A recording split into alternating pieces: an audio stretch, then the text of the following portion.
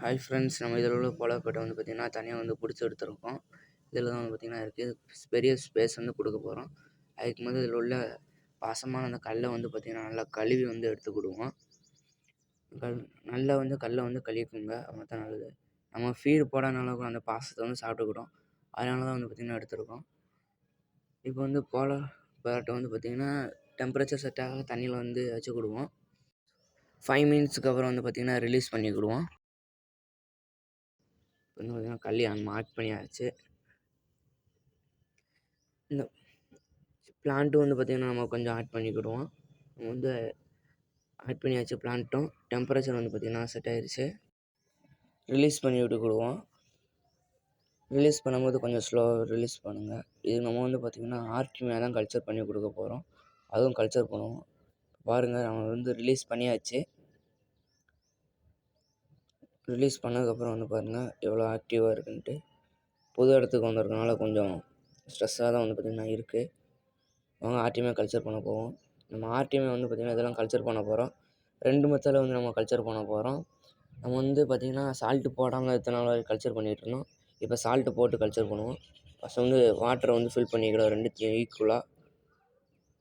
நீங்களும் இந்தமாரி height கம்மியானதில் culture பண்ணுங்கள். மோட்ரு நமக்கு தேவையே இல்லை. இன்னும் வாட்ரு வந்து ஊற்றியாச்சு. சால்ட்டு வந்து பார்த்திங்கன்னா நம்ம இந்த சைடு வந்து பார்த்திங்கன்னா ஆட் பண்ணிக்கிடுவோம். ராக் சால்ட் யூஸ் பண்ணுங்கள், ரொம்பவே நல்லது. கம்மியான அளவே யூஸ் பண்ணிக்கோங்க ராக் சால்ட்டு. யூஸ் பண்ணியாச்சு. இது வந்து பார்த்திங்கன்னா நல்லா கலைக்க வந்து பார்த்திங்கன்னா எடுத்துக்கிடுவோம். சால்ட் வந்து கரையட்டும். கரைஞ்சி நம்ம ஆர்டிஎம்ஏ கேப்சூல் வந்து எடுத்தாச்சு. ஓப்பன் பண்ணிக்கிடுவோம்.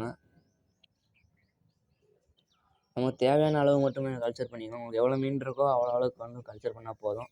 மொத்தத்தையும் கல்ச்சர் பண்ண தேவையில்லை. வந்து பார்த்திங்கன்னா எடுத்தாச்சு. வீடியோக்கு முன்னாடி பார்த்திங்கன்னா கொஞ்சம் கொட்டிட்டோம். இது திரும்பி உங்களுக்காக வந்து கொஞ்சம் எடுத்து காமிக்கும். இதுமாதிரி உருவினாலே வந்துடும். அது வந்து தேவையான அளவு வந்து பார்த்திங்கன்னா போட்டுக்கலாம். நம்ம வந்து தேவையான அளவு போட்டாச்சு. திரும்பி நம்ம அதை க்ளோஸ் பண்ணி வந்து அதே இதுக்குள்ள வந்து வச்சுக்கலாம். வச்சாச்சு.